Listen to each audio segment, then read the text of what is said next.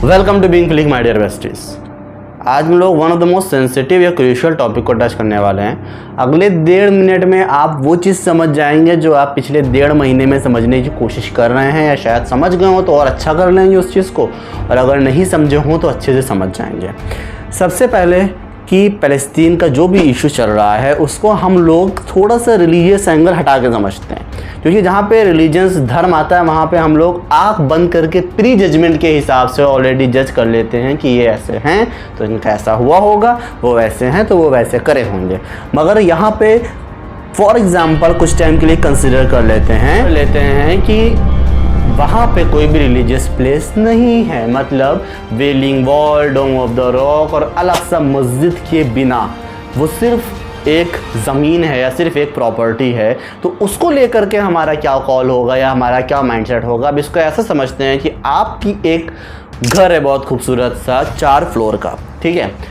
कुछ बहुत ही परेशान हाल लोग आते हैं आपके पास और एक जॉइंट फैमिली आती है, वो कहती है कि हमारे पास कुछ बूढ़े लोग हैं तो हमें आपके घर का एक फ्लोर किराए पे चाहिए, पर हम ऊपर के फ्लोर अफोर्ड नहीं कर सकते, तो हम ऑब्वियसली ग्राउंड फ्लोर चाहेंगे। तो आप उनके सामने बूढ़े लोगों को, परेशान लोगों को देख करके उस फैमिली को अलाउ कर देते हैं कि ठीक है आप ग्राउंड फ्लोर पे रह लीजिए, ऊपर के 3 फ्लोर पे हम रह लेंगे। फिर कुछ टाइम बाद जब उनकी फैमिली बढ़ती है तो वो कहते हैं कि हमें नीचे के 2 फ्लोर दे दीजिए और ऊपर के फ्लोर 2 आप ले लीजिए। फिर आप सोचते हैं कि हम नीचे के 2 उनको क्यों दें, मगर आप सोचते हैं कि नीचे के 1 और ऊपर का 1 देने का कोई सेंस नहीं है, इसलिए आप अलाउ कर देते हैं कि ठीक है नीचे के दोनों फ्लोर आप ले लीजिए।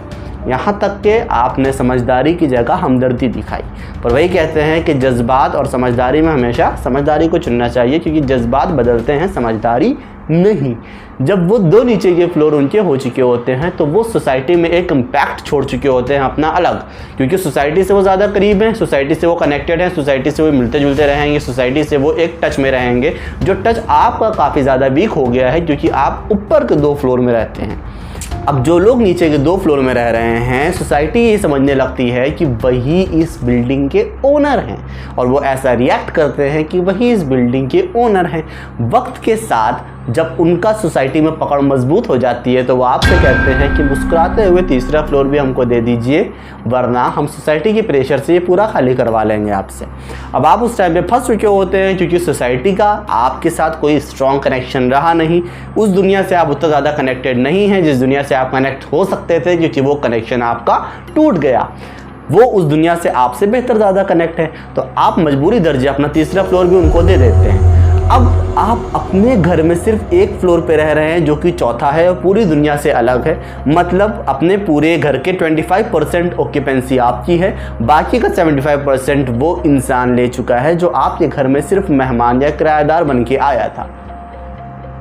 अब यहाँ पे समझने वाली बात यह है कि आप चाह के भी उस घर को बर्बाद नहीं कर सकते हैं, क्योंकि वो घर आपका है। अगर आप चाहें भी कि ठीक है हम इस घर को हटा दें, उड़ा दें या बर्बाद से करके रीबिल्ड करें, तो वो आप नहीं कर सकते, क्योंकि आप ऊपर वाले फ्लोर पे हैं, नीचे के 3 फ्लोर अगर बर्बाद होंगे तो ऑब्वियसली आपका घर भी बर्बाद होगा, और कोई वो नहीं चाहता है। अब इस कॉन्फ्लिक्ट को आप ऐसे समझ सकते हैं कि जो 3 फ्लोर वाला कॉन्सेप्ट है वो ऑब्वियसली इजराइल की ऑक्यूपेंसी है, और 1 फ्लोर जो कि फ़लस्तीन का है, और बाकी सोसाइटी से, मतलब सिंपल वर्ड है हमारा, इस पूरी दुनिया में इजराइल की कनेक्शन ज़्यादा स्ट्रॉन्ग है एज़ कम्पेयर टू फ़लस्तीन। अब फ़लस्तीन को 3 ऐसी वजहें हैं जिसकी वजह से हम लोगों को सपोर्ट करना चाहिए, जिनमें पहली वजह है इंसानियत। अगर फ़लस्तीन को आज आप सपोर्ट नहीं करते हैं तो आने वाले वक्त में कोई किसी को भी सर ढकने के लिए जगह देने से पहले हज़ारों बार सोचेगा, या कहो ढकने के लिए जगह ही ना दे। दूसरा पॉइंट, एक वर्ड यूज़ किया जाता है मालिकाना हक। अब लास्ट कंडीशन में आपकी सिंपैथी किसकी तरफ थी? ऑब्वियसली जो ऑलरेडी ओनर था उस घर का, कि उसका होते हुए भी वो घर उसका नहीं रहा, तो ऑब्वियसली यहाँ पे भी हम लोगों की सिंपैथी उसी के लिए रहेगी जिसका घर इससे पहले था। मतलब हम लोगों को फ़लस्तीन को सपोर्ट इसलिए करना चाहिए क्योंकि वो नेशन पहले से फ़लस्तीन का था। तीसरी वजह, और जो कि सबसे इम्पॉर्टेंट है, जब हम लोग अच्छे बुरे या कमज़ोर ताकतवर में सपोर्ट करने की बात आती है तो आम तौर पे हम लोग उसी को सपोर्ट करते हैं जो कमज़ोर होता है, जिसके पास इतनी ताकत नहीं होती है कि वो अपने आप को डिफेंड कर पाए या अपने आप के लिए लड़ पाए।